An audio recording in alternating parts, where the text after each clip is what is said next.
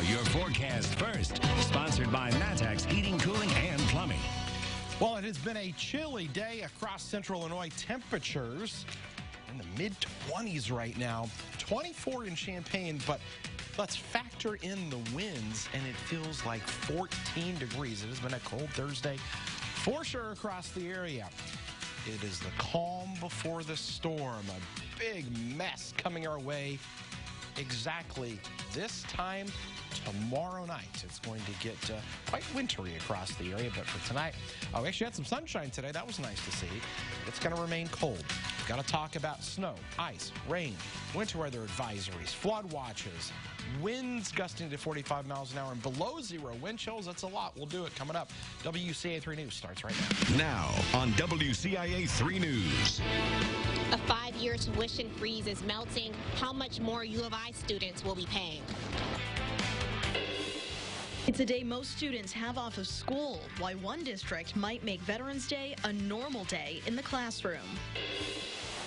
Vets are sending a warning about why pot and pets don't mix, how many animals one hospital has already treated. You're watching your local news leader. This is WCIA 3 News at 5. I feel that it would be beneficial for students to be able to participate in honoring veterans. Most students have off on Veterans Day every year, but soon some Central Illinois students could be in the classroom instead. Good evening, I'm Jessica Coons. Paul is on assignment and Jennifer is off tonight. This week, the Champaign School District started weighing the option to keep kids in school on Veterans Day. WCIA 3's Andy Olson is with us. So Andy, why would the district consider this? Well, Jessica, they told me that one of the added benefits could be more flexibility with the rest of their schedule. Now, if they decide to attend that day, they could add more days to breaks or more Teacher Institute days. Now, Veterans Day was a required day off for schools until very recently. Now, districts are able to file a waiver with the state to hold classes. If schools do have class that day, it is required that they learn about the holiday itself. Veterans Day has been an observed national holiday since 1938, but one veteran thinks it would be a good idea for students to learn more.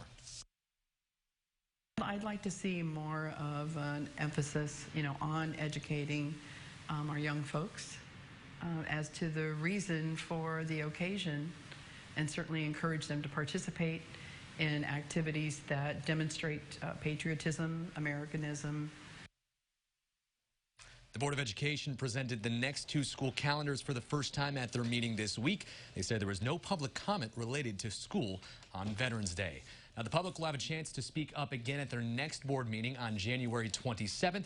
It is possible the board will vote on that then. Live in the control room, Andy Olson, WCIA 3, your local news leader. Andy, thank you. Another administrator could join Decatur Public Schools. That's if officials can find someone to hire. At least 70 teaching positions are unfilled in that district. This morning, officials added one more job to the ranks. The administrative position is focused on data gathering. Officials say in a district of more than 10,000 students, they need someone to interpret and analyze student data. A salary has not yet been set.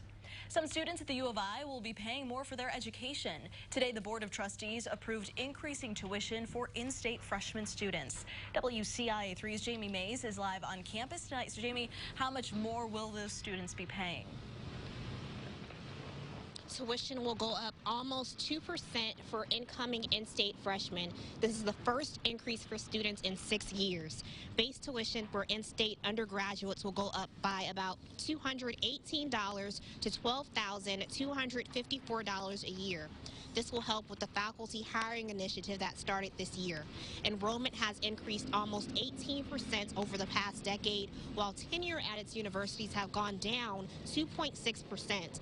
So they're trying to attract more educators. Students who already attend U of I say they wouldn't be too upset about these changes.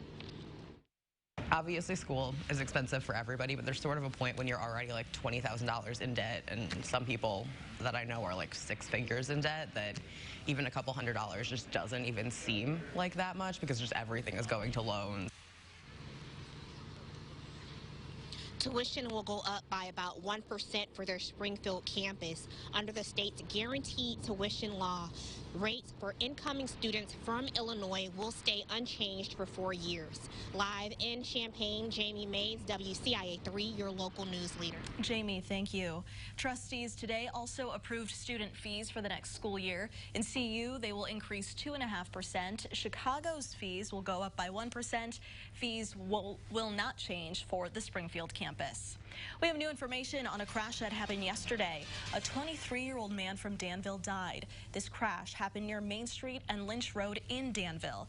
The victim has been identified as Kirkland Butcher. Police are still investigating the crash. A Champaign man was sentenced to 10 years in prison after pleading guilty to shooting another man. Levante Neal shot the man in the stomach during an argument last July. The victim survived. Neal pleaded guilty to aggravated battery and firing a weapon. We have an update to a story we've been following for months. The former owner of an animal sanctuary pleaded not guilty to animal cruelty today. Corinne DiLorenzo was indicted by a grand jury earlier this year. She ran Earth Animal Sanctuary in DeCatUR. She's accused of taking in animals for 3 years after the board for the sanctuary dissolved because it failed to report taxes. A former board member found the remains of at least 600 animals on the former site last June. A man accused of beating his 4-month-old son to death will be examined to see if he is mentally fit to stand trial. Isaac Curry also pleaded not guilty to murder in court today. His son was found dead at their home in Lerna last month. Curry told police he dropped the baby and said he knew the fall hurt him, but did not call 911. Doctors say it was impossible the baby's injuries were caused by a drop or fall. The cause of death was severe trauma to the head. Decatur is getting a new fire station. Station 5 is being built at the corner of West Mound Road and Green Ridge Drive. The new station's day room and kitchen area have been combined into a large area to make it feel like a second home. The station will also have individualized dorms, so firefighters are well rested before responding to calls. The fire chief says the focus is on bringing stations up to modern codes, not on adding bells and whistles. We're basically building a square building with 2 bays on it, and it meets today's standards, and that's the goal we were shooting for. And I think it still looks good. It'll fit into anybody's neighborhood, and that's the goal we're trying to achieve with limited funds. This station is the first of 3 to be completely rebuilt, with 4 others getting remodeled. It is set to open in a few weeks. New federal guidelines would protect praying in schools after some students say they underwent religious persecution. Plus, recreational marijuana is legal, but there's someone in your house that shouldn't get their hands or paws on it. What could happen if your pet gets into your pot? Next.